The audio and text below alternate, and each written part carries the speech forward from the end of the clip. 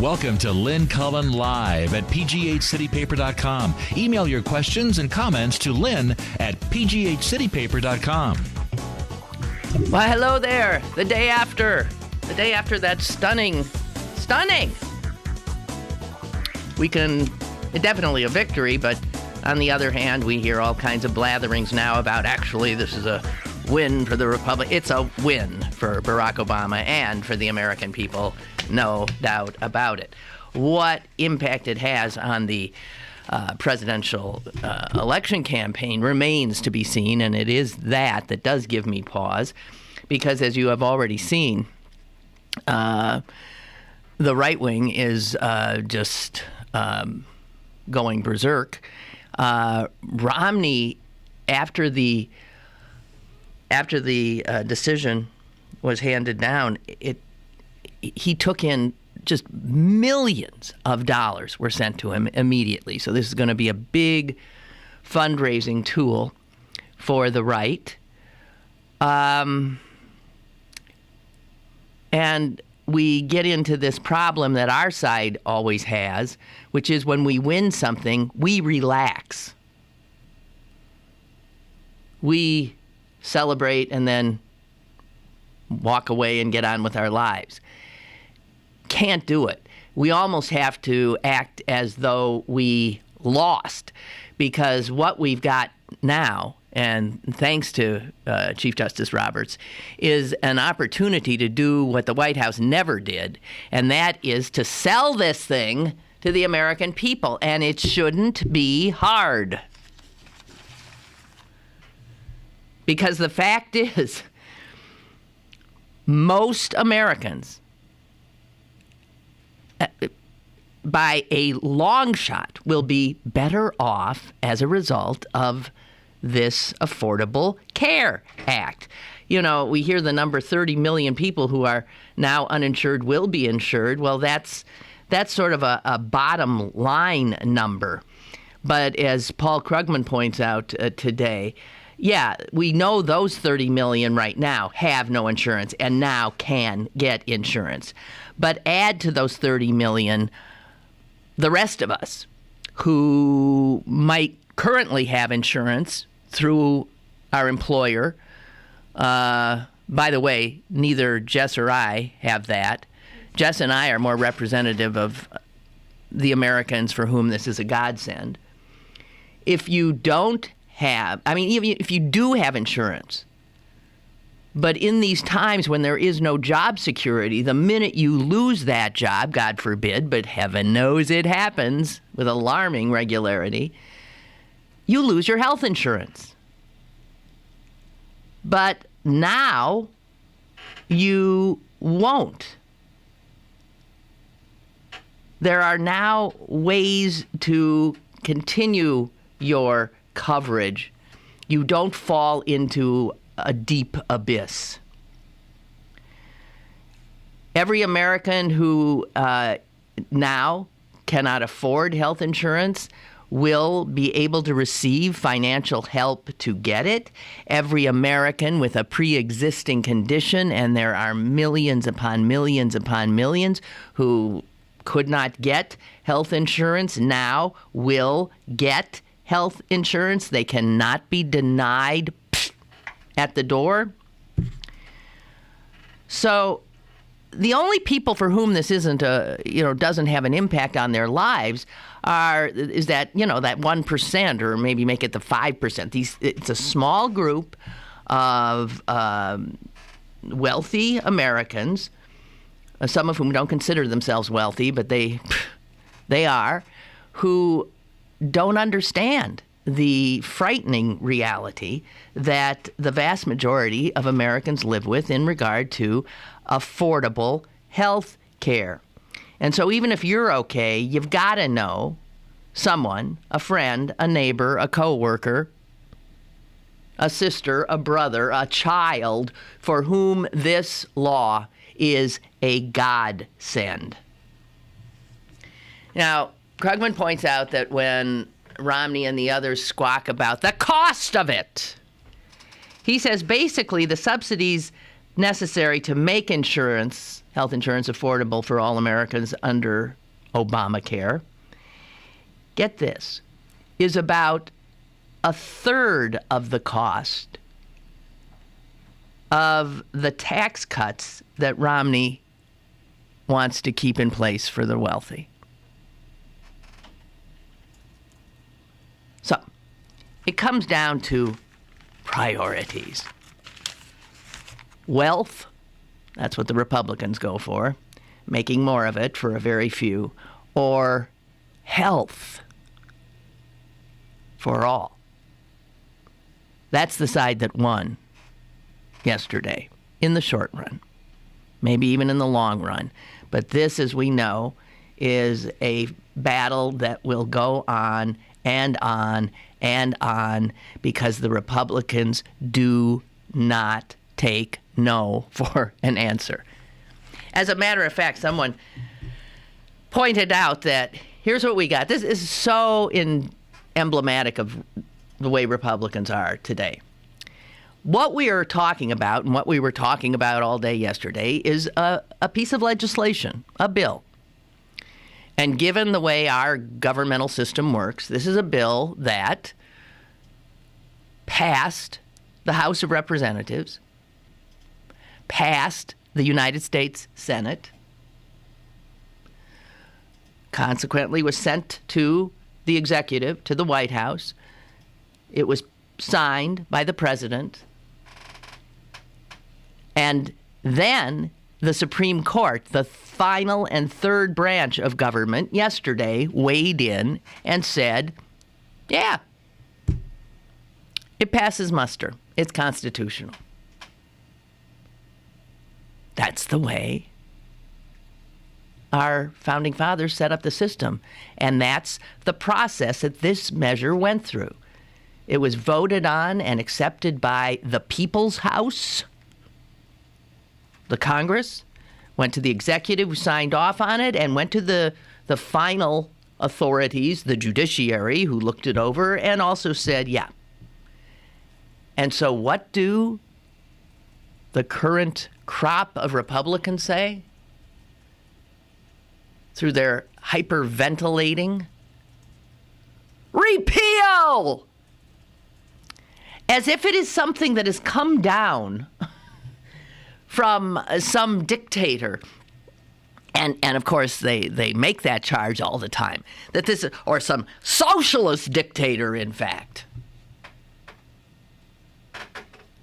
That it's un-American, that it's an outrage, that it actually threatens the republic. Have you seen the email sent out by some Republican operative in Michigan saying that, does this mean it's time for armed rebellion? Because clearly our republic is threatened.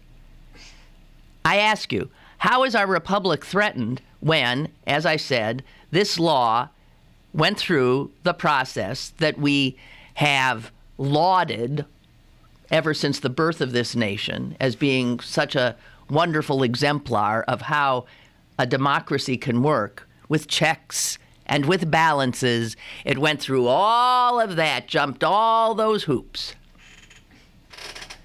and was checked off by each division of our great nation, and the Republicans don't accept it. Not only don't accept it, they say, repeal! Of course, they ain't going to. The only way they get a shot is if Democrats sit on their hands and let them take the House, let them keep the House, let them take the Senate, and elect Mitt Romney. Then it'll go. With this Affordable Care Act now deemed constitutional and the law of the land,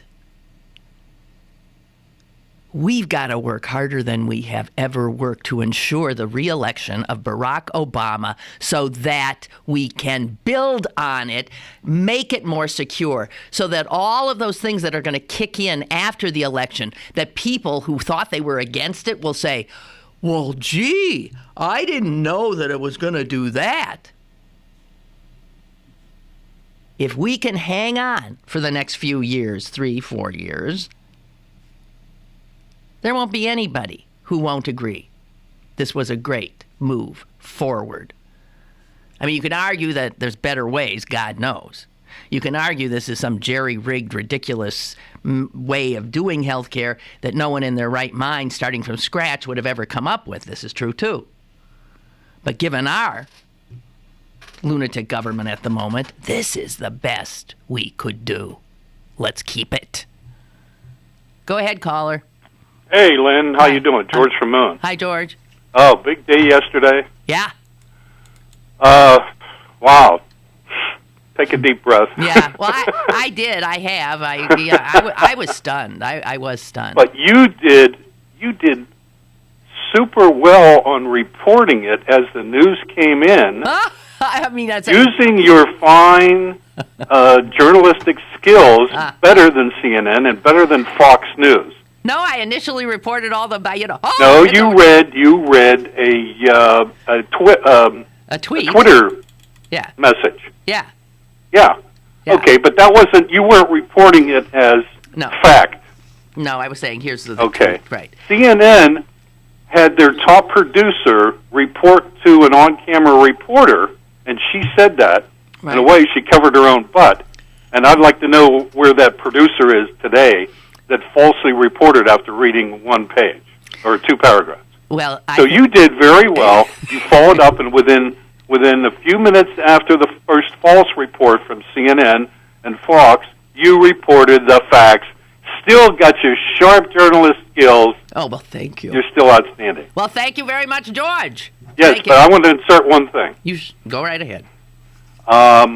This whole thing is local, too. The state of Pennsylvania was one of the 26 states correct, where the attorneys general of those states pursued this lawsuit to take to the Supreme Court. That's right. Now, the focus is on Governor Corbett, our esteemed conservative governor, to see what he's going to do about dealing with handling those in need of health care in Pennsylvania as opposed to denying receiving funds and not implementing part of the ACA plan, ACA bill.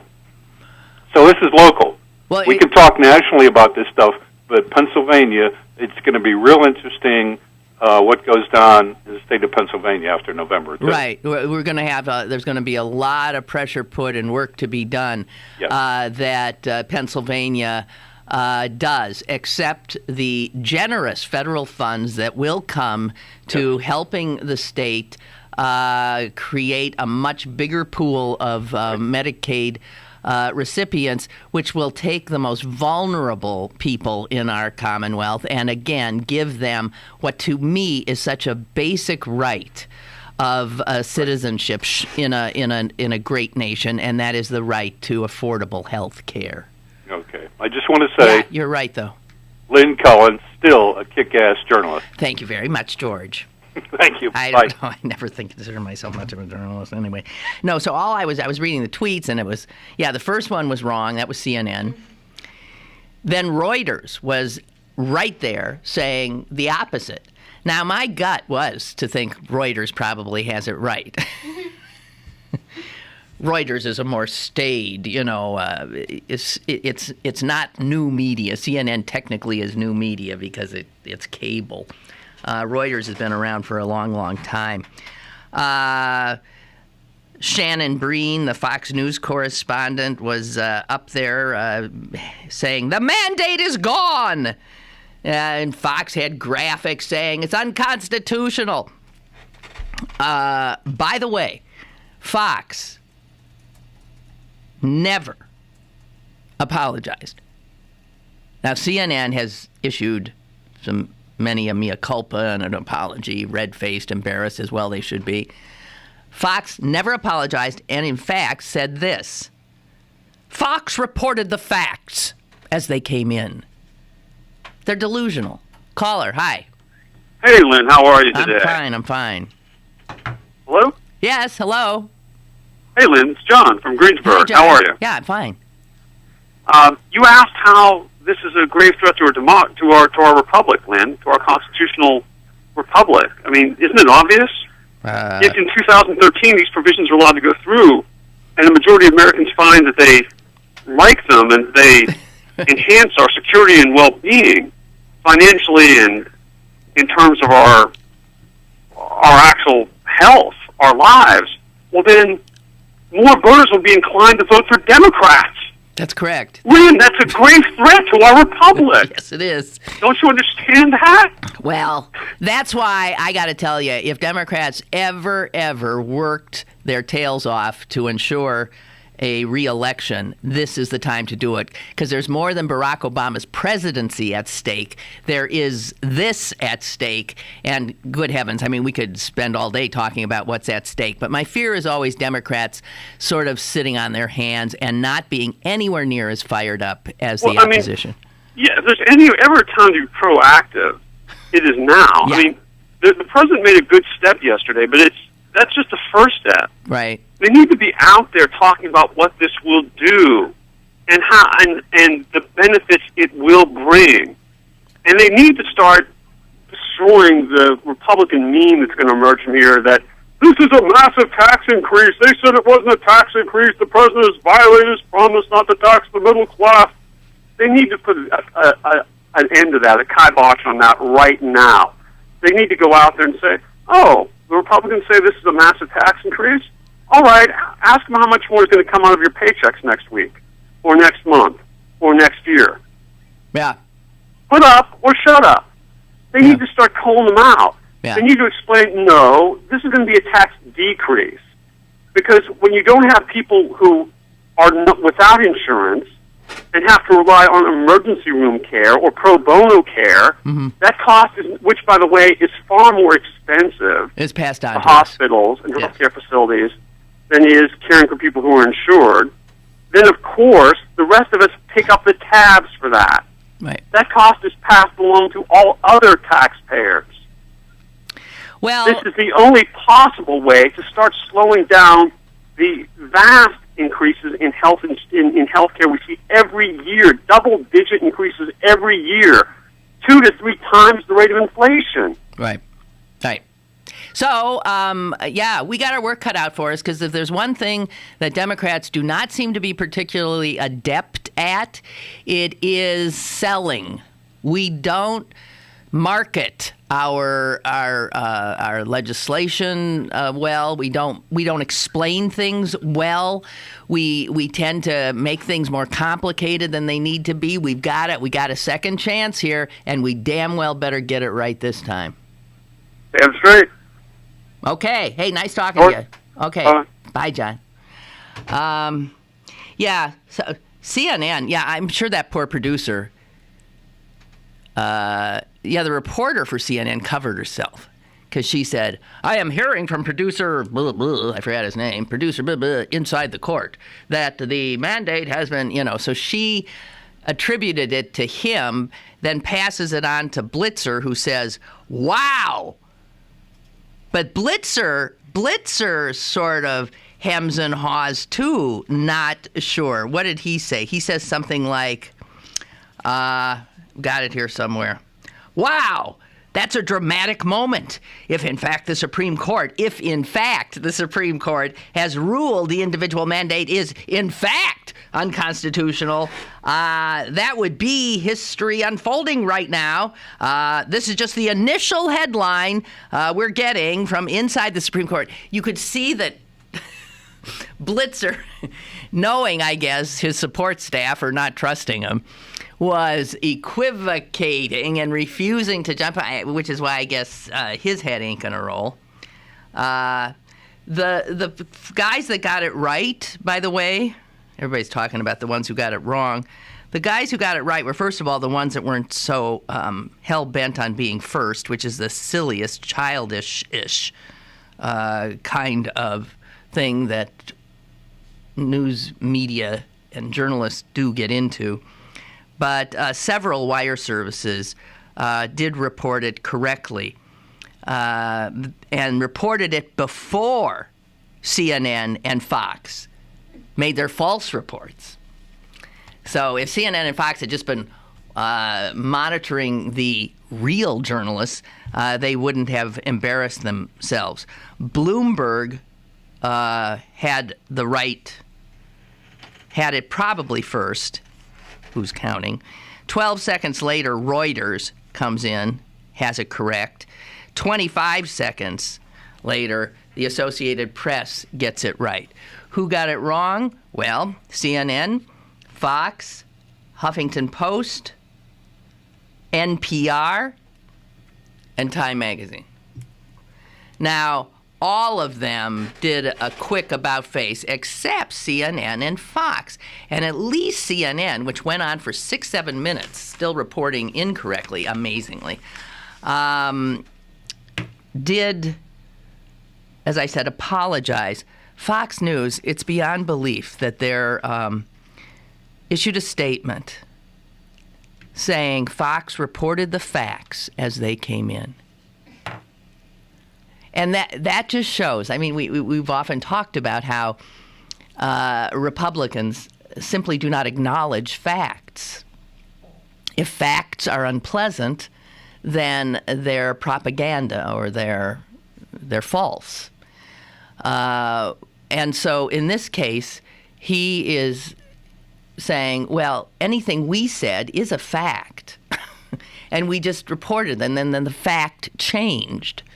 Which is, I mean, so doesn't even if a 2-year-old tried this kind of reasoning, it wouldn't pass muster. They're shameless, they're unbelievable, and boy, are they fired up. God, my son forced me to watch Fox News yesterday, late afternoon, until I screamed, "Get it off!" It was unbelievable. It really is unbelievable. And if that is where so many Americans are getting their news, wow, you see, it's a huge part of the problem. By the way, I read something in David Brooks' column today that I find hard to believe. Another caller? Okay, great.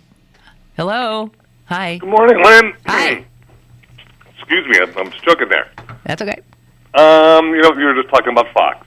I thought it was kind of funny. I had to see what they were doing. So maybe about an hour after the decision came down, I switched them on. They had moved on. They were going on to Fast and Furious. They didn't want to talk about health care anymore. Right. I did note that it was amazing how quickly they simply lost interest in the story. They didn't have a narrative yet. They needed time to come up with, the tax. The tax thing, yeah. And then it came back. Once they figured out what their shtick was going to be, and then they came back. But they very quickly moved on to, like the Fast and Furious, which is just another scandal that's made up. There's really nothing there much. What I thought was kind of, first off, I'm getting real bad echo through the telephone now. I know your telephone system's sorry. Crazy, but I hear myself a half a second after I talk. What I thought was kind of ironic is I heard the news just as I was coming home from my free government-paid health care appointment that I had. Because I'm with the VA. You're one of those government employees, huh? Yeah. Well, I'm also with the VA. Oh, with the feds. And I just had a little appointment yesterday morning. It was at 9:45. I was like, oh, my God, they're going to be announcing the thing at 10 o'clock. I got to be at the doctor. And but I was driving home, and just as I pulled in the driveway, I was listening to NPR, or EPR 90.5, whatever DUQ used to be. And as soon as I opened the door to leave, they said, the mandate is upheld. And I was like, So then I came running in to listen to you and SCOTUS blog. Yes. Well, they were on top of it.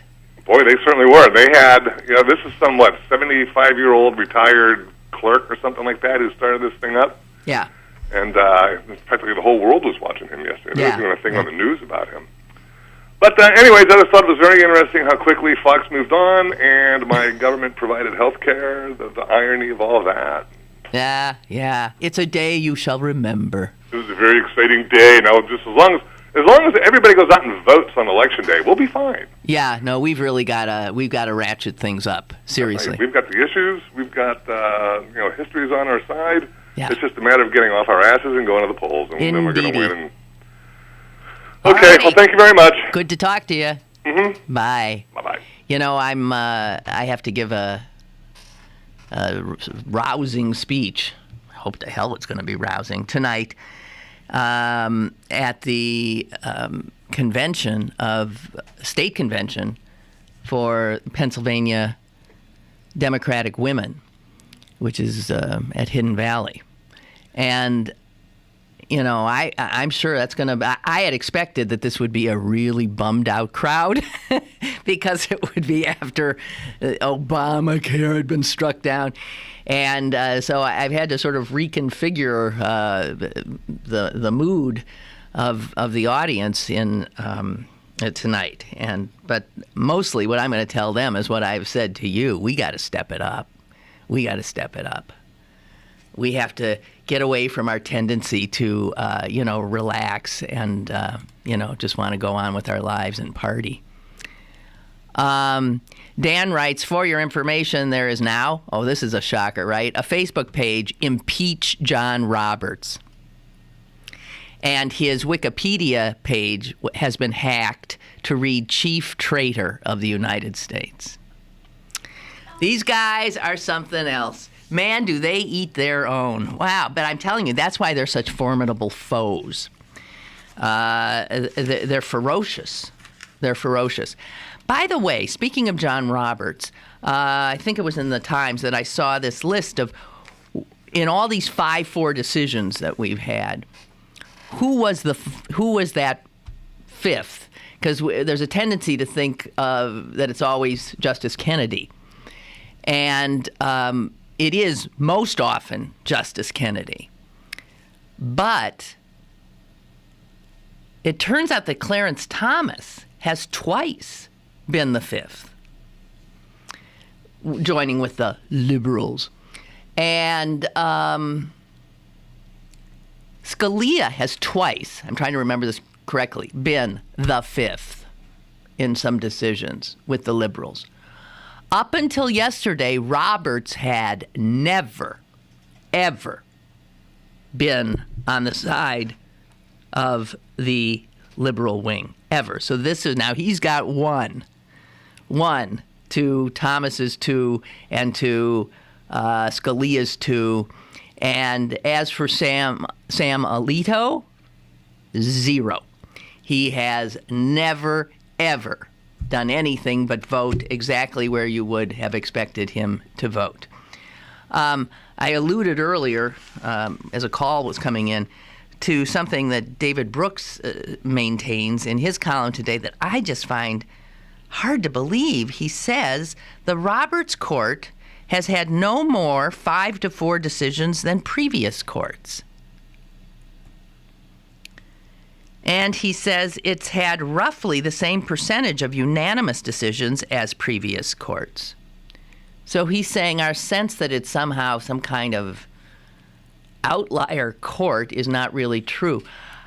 I'd sure like to see a little more information on that. I think Roberts, everybody's trying to figure out what got into Roberts, and I think the people, it was my sense when I heard it was him, it's his court. They call a court by the Chief Justice. So you had the Warren Court and the Rehnquist Court, and you got this Roberts Court now.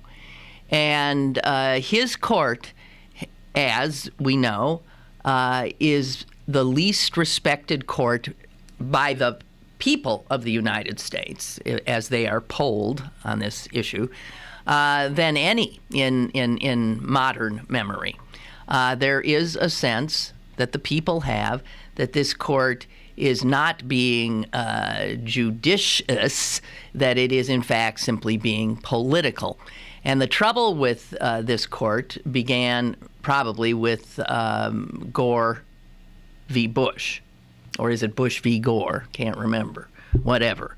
Which clearly, that was one of those 5-4s that just gave the presidency to the party of the five. And from then on, it just seemed like 5-4, 5-4, 5-4. You always knew you knew. And it could be that Roberts was really unhappy with this and was desperately trying to figure out a way to start correcting this in some way. I don't know, and we'll never know until he maybe writes a book and when he's 110. Caller, go ahead. Good morning, Lynn. Hi. I've been agreeing with you for years and years, but this time, I on Roberts, I don't think you have it right. Okay, what do you think? I think he actually fell on his sword for the party yesterday. In what way? I think he saw that it was going down 5-4, and it would disappear as an issue. And at the risk of being the world's greatest cynic, which I hate to be, I don't think he wanted the issue to disappear. I think that what he did yesterday will assure that Obama loses the presidency and they possibly even the Senate. I think that he actually, I don't know, I hate to feel that way. I used to be the greatest optimist in the world, Lynn. I've got degrees in theology and social work. But between the Bush presidency and watching them methodically tear down public education, I don't believe in accidents anymore. I don't believe in coincidences anymore. And I really think he calculated this to keep it alive and to energize the party. Well, I'm sorry for your lost innocence. Thank you. And a lot of it I can attribute to you. Oh, gosh, I'm sorry. I'm truly sorry. But here, I don't agree. I can't be that cynical for some reason about John Roberts. I can't. I have a sense of him as not the... I don't know why. Maybe because he's nice looking. Who the hell knows? But look, for as many commentators yesterday who were saying... He's just given this, he's saying what you said. Wow, he has ensured Obama's defeat. There were others I was hearing who were making the case for he's ensured Romney's defeat. So who knows? Who knows how this will play out? Be of some cheer. I think this is still going to be a extraordinarily tough election, vicious, horrible, but I think we've got a really good shot of retaining the White House. I hope you're right, man. God, I do too. I can't imagine giving it all to them. I think would be lost if we did. No. I don't understand. We're only 3.5 years out of the Bush years. How has everybody forgotten? Oh, heck. I mean, 3.5 years, that's like, in this day and age when... The Twitter age, when things happen so fast, 3.5 years is ancient history. Okay. All right. Bye. See you, Lynn. Bye-bye. We have no memory. Wait, I forgot to take a break, speaking of that. Let's get one in, and I'll be right back. Email your questions and comments to Lynn at pghcitypaper.com or call Lynn at 412-316-3381. Lynn Cullen Live will return in a moment. Vote now. Who will be the chosen one in Pittsburgh City Paper's annual Best of Readers poll and register to win a new iPad. Pittsburgh City Paper available at over 1,700 locations throughout Western Pennsylvania and on the web at pghcitypaper.com and on your smartphone at citypapermobile.com. You in the City and Hosanna House Summer Nights present Jazz Under the Stars, starring Najee, Friday, July 13th, 8 p.m. at the Sherwood Event Center in Wilkinsburg. Tickets available at Dorsey's, Stediford's, or charge by phone at 1-800-383-5760. Najee, live in concert July 13th. Proceeds benefit Hosanna House, a place called Hope. BergBargains.com for great deals on tickets to the Science Center, Symphony, History Museum, and the Carnegie Museums. Check out this week's big deal featuring 50% off tickets to En Vogue at Heinz Hall on June 29th. BergBargains.com, Pittsburgh's only online deal site where the deals don't expire. BergBargains.com. If your walls could talk, what would they say? I have held 4 generations of photographs. I display 10 cuckoo clocks, all set to the wrong time. I have had dishes thrown at me. I have been drawn on, cleaned, drawn on, cleaned, drawn on. I have caused the gradual decline of a child's IQ. I have given a 4-year-old a speech impediment. I am the reason a first grader constantly yells out. Just because you can't see lead paint doesn't mean it's not on walls, doors, windows, and sills. Today, lead paint poisoning affects over 1 million children. If your home was built before 1978, your family could be at risk. Let's make all kids lead-free kids. Log on to leadfreekids.org or call 800-424-LEAD. I am the root of a child's violent behavior. Brought to you by the Coalition to End Childhood Lead Poisoning, EPA, HUD, and the Ad Council.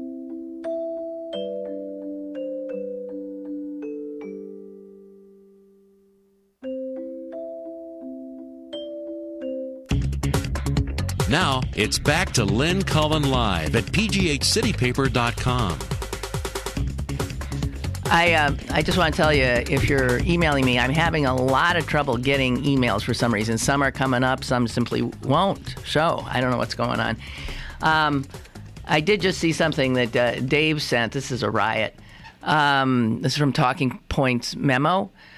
The Republican Party in Texas has adopted its 2012 platform, and it contains a plank. I'll read it to you. We oppose the teaching of higher order thinking skills. Excuse me. We oppose the teaching of higher order thinking skills, critical thinking skills, and similar programs that are simply a relabeling of outcome-based education, which focus on behavior modification and have the purpose of challenging the student's fixed beliefs and undermining parental authority. Wow! So, what they're saying is we're opposed to teaching our children how to think, because if they start thinking critically, they might not agree with what their parents are trying to tell them. Well, what in the name of God is education for? If I were to reduce it to one line, it would be education is the teaching of critical thinking skills. Period. That's it. That's it. Now, since people have pointed this out and laughed heartily, disbelievingly, and in a ridiculing tone, the Republican Party of Texas has said, that was a mistake, and we'll be correcting it.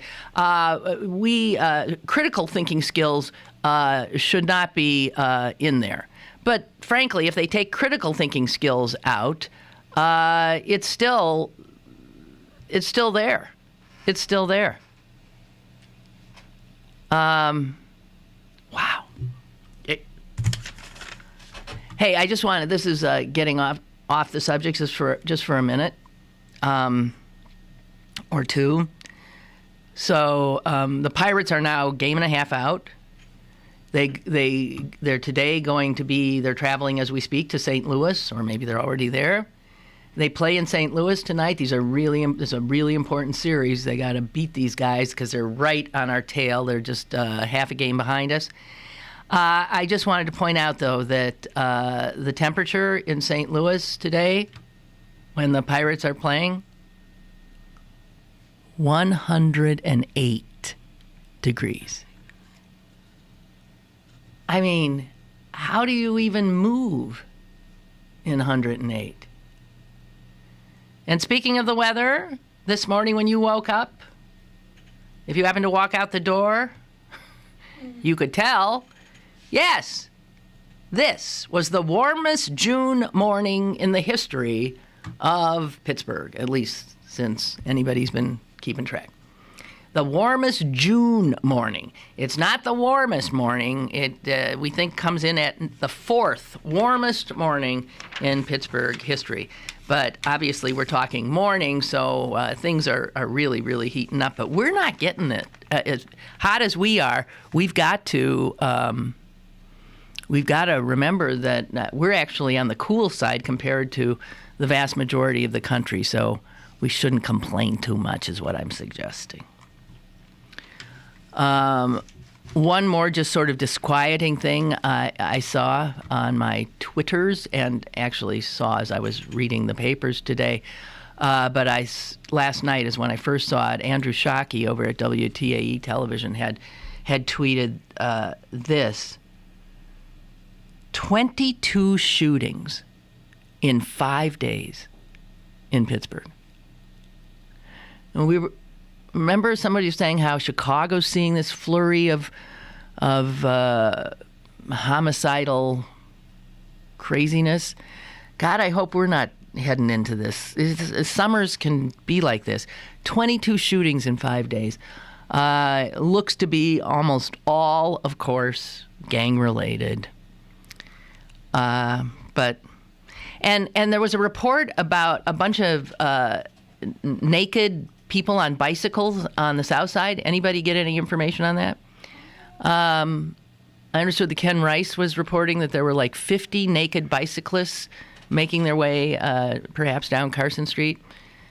And another wag said, well, I hope they were wearing their helmets. But apparently the police were off looking for these. If you see any naked bikers, I think people should be excused, actually, in weather like this, because clothes are really an unpleasant impediment to comfort.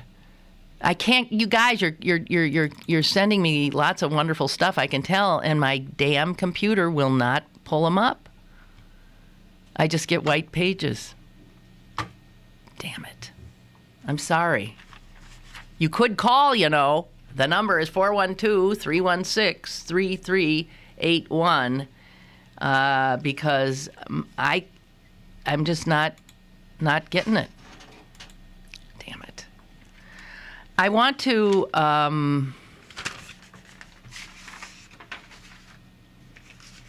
talk to you about this Fast and Furious crap, okay? Because, as you know, yesterday, that extraordinary House of Representatives that we have right now, which is about the most irresponsible, childish, radical, I think, dangerous group that in my lifetime that has ever taken over the House. Has done something that, in fact, no House in the entire history of the United States has ever done. And this House did it with next to no thought at all. Bang! Doesn't matter that in the last 300 years nobody's ever done this. We're doing it. We're doing it. They found, of course, the Attorney General in contempt. Now, you got to figure over the last, how long has this country been around? 76, 27. In all of these years, you got to figure there's been plenty of times when the Congress has had a lot of issues with the executive branch and where the executive branch will not turn over information. We've seen this time and time again. And in every one of these instances, somehow, no matter how partisan things were, no House ever went so far as to hold the Attorney General in contempt. These guys yesterday did it twice. Criminal contempt, civil contempt. And if you listen to the folks who understand the law, they say all of this is, it's not like anything's going to happen. This is simply done as a sideshow and to embarrass Attorney General Holder. And as you know, this has to do with this Fast and Furious thing, which, if you were watching Fox News religiously, you would know all about and would have heard nothing but Fast and Furious for probably the last 3 months. Some of us on the other side have had to play catch-up here with what the hell is this all about? And as it turns out, thank God for media, real media, responsible media. And I give you an organ that is not known for being radical, that is not known for being liberal, a stodgy old magazine called Fortune, right? The only reason most of us ever even think about Fortune magazine is the famous list they come out with is who are the richest Americans of Fortune 500, right? Fortune magazine. This is the kind of thing businessmen have subscriptions to. Fortune magazine did a full investigative report, took their reporters 6 months digging around, trying to come to the bottom of whatever this Fast and Furious imbroglio is about. And I got to tell you, you got to read it. Because what this article says is it is a total bunch of crap. And in fact, when Fortune magazine gets done looking at Fast and Furious, you know who they indict? You know who clearly they have contempt for? Republicans. Oh, yeah. And let me tell you, most of their subscribers are Republicans. I'll bet you that right now. Let me tell you a little bit of what reporter Kathleen Ebon in Fortune magazine finds out.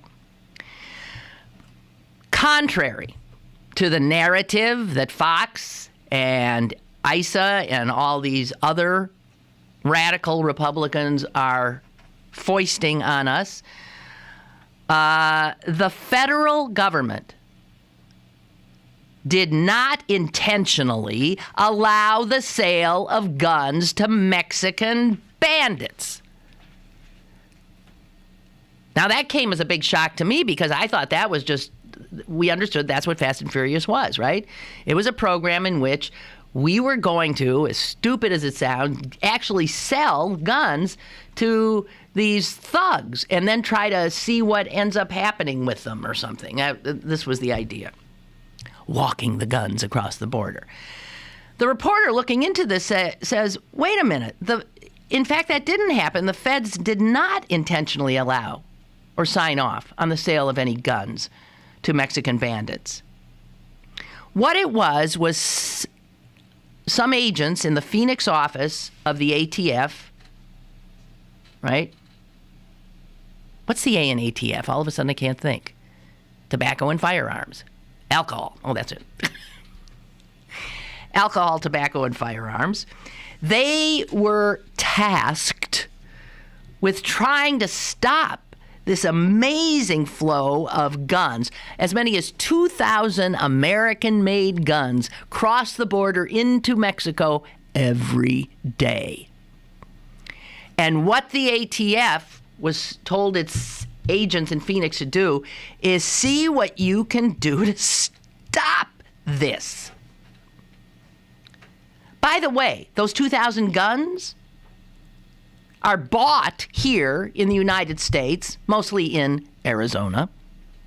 They're bought in Arizona, which means that the gun manufacturers and the gun retailers in Arizona are making out like bandits by these sales. So there's a winner right here for, this whole thing. They're making out. 2,000 guns a day. They sell to people knowing full well they're heading into Mexico. Okay. And then you look at, well, geez, these poor ATF guys try to get a handle on it. And they can't. They say, we can't trace these guns because there's no law. We have no law on our side. There's no federal law against gun trafficking, believe it or not. There is no electronic database of gun purchases, which would sure as hell help us. And in Arizona, a person can buy as many guns as they want and resell them to anyone, anytime, in a parking lot, or they can go in and buy 10 guns and walk out in the parking lot and resell them. And we, the cops, have nothing that we can use. Now, let's just remember, why can you do all these things? Why can you sell guns willy-nilly to anybody and everybody and then resell them? And why is there no database? And why is there no federal law against gun trafficking? Well, you know why. Because of the National Rifle Association and the Republican Party and a bunch of scared as hell Democrats as well. So the agents sat there in Phoenix and they watched dozens of people roll in and out, buy tons of guns, and they couldn't do a thing. They had no law with which to do a thing.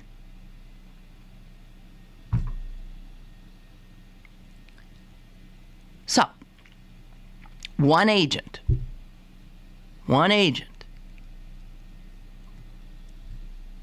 John Dodson is the guy's name. And he is the one who decided that he would buy a gun. He's the one who did this himself.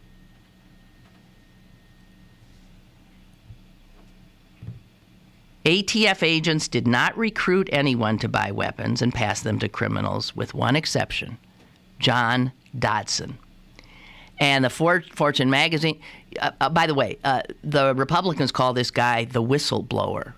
Fortune magazine says he's the renegade.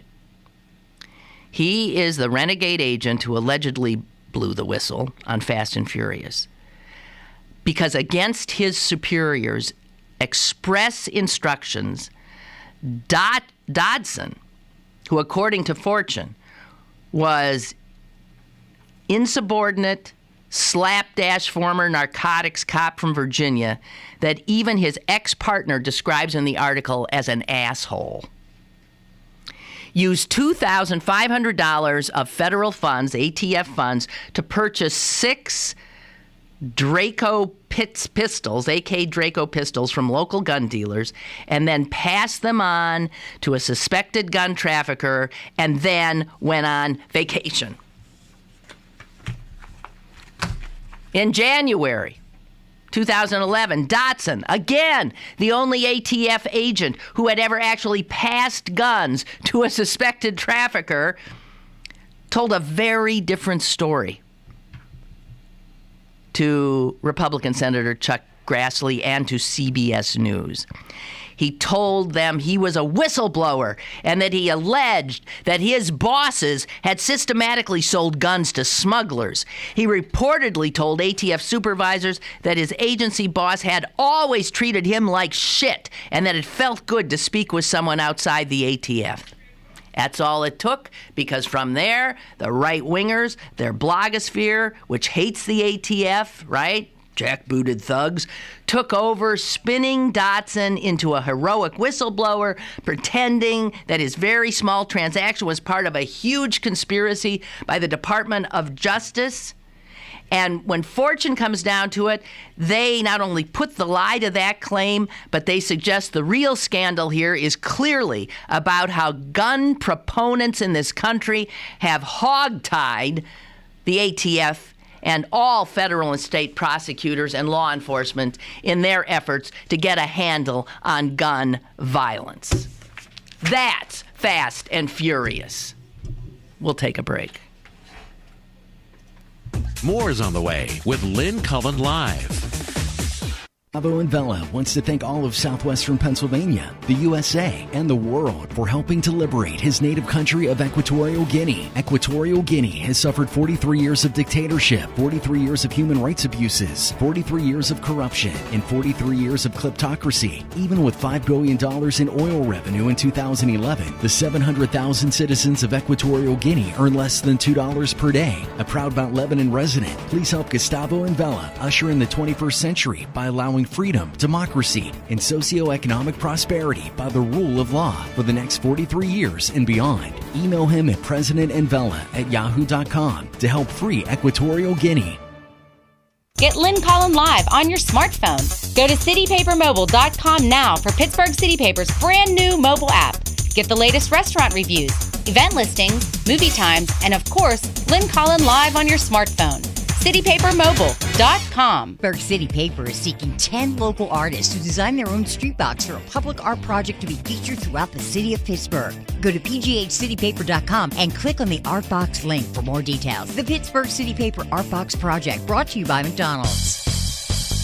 Have a question or an opinion? Call Lynn Cullen at 412-316-3381 or email lynn at pghcitypaper.com. Now, more with Lynn Cullen Live. Now, I got to tell you, I mean, the fortune story is beyond belief, but it begs the question of, well, then, again, where is our side in coming up with the narrative that shoots these jerks down? What do we have to? We have to rely on some 6-month investigation by a crack reporter? What is it? And then the shame of all of those Democrats, including 2 from right around here named Altmaier and Kritz, who yesterday voted because of fear of the National Rifle Association, voted to censure Attorney General Holder. Shame on them. I just got an email up. It's from Ray. Lynn, remind the theologian, the poor guy who figured that Roberts did this cynically to give the Republicans the presidential election. Lynn, remind the theologian that has become so cynical of Occam's razor. And that is that the easiest explanation is usually the right one. Roberts did the right thing at the time as he saw it. Let's just appreciate it. I am tempted to join in, however, on the impeach Roberts movement for all the other offenses he's committed. And that's from Ray. Yeah, we have become, I completely, I feel for the guy who's gotten that cynical. I fight it. I fight it. Sometimes I'm successful, sometimes I've not. As I have been telling everybody who within earshot for 20, 30 years, cynicism kills. Cynicism is the loss of all hope. Cynicism is also too easy. You know, I see it in young people because it's easy. Oh, it's all a bunch of crap. It's all a bunch of crap. That is so easy to have that be your position, right? It completely lets you off the hook to look at each thing that pops up in your line of vision, to look at each individually and try to ascertain whether something is good here or something or bad. If it's all a bunch of crap, man, you don't have to do a thing, do you? So it's a loss of hope. It's lazy. It's an affront to your creator, theologian caller, because he, if you believe, gave you a free will and a brilliant mind, and you should use it. And it's too easy to just drop into that sort of default position. It's too easy. Cynicism is like a death. Every once in a while, I find myself in a group of cynics, and I find myself in agreement, but I feel so dead. It's a horrible thing, and you can't let yourself stay there. I understand dropping in now and then just to say hello. There's a lot of nice people who've fallen into it. But then you say, toodaloo, I'm out of here. Just go into the next room over, and there you'll find a whole bunch of other wonderful people, bright people, smart people, conscientious people who haven't totally given up. They're called skeptics. And that's where you want to be. That's That's, to me, at least as I've lived my life, seems to be the smart place to plant your feet. Skepticism. Which does not mean that you cannot say, I just think John Roberts did the right thing. I think he actually applied the law. I also think he was looking for a way to let this through because he was worried about his court and the integrity of his court. That might have played in there, who knows. But skepticism allows for every once in a while celebrating. But skepticism protects from being a patsy. I think cynicism makes you a patsy in some ways. It's just too easy. So I think that's it. I know that's it, actually, for today. And I wish you a very nice weekend, as cool as possible.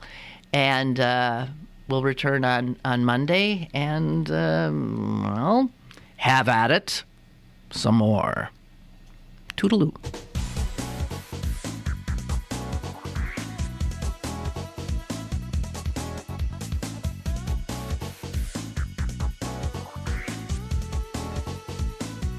Lynn Cullen Live, Monday through Friday from 10 a.m. to 11 a.m. and archived at pghcitypaper.com. The opinions expressed on Lynn Cullen Live are those of the host and do not necessarily reflect the viewpoints of Pittsburgh City Paper, Steel City Media, and its advertisers.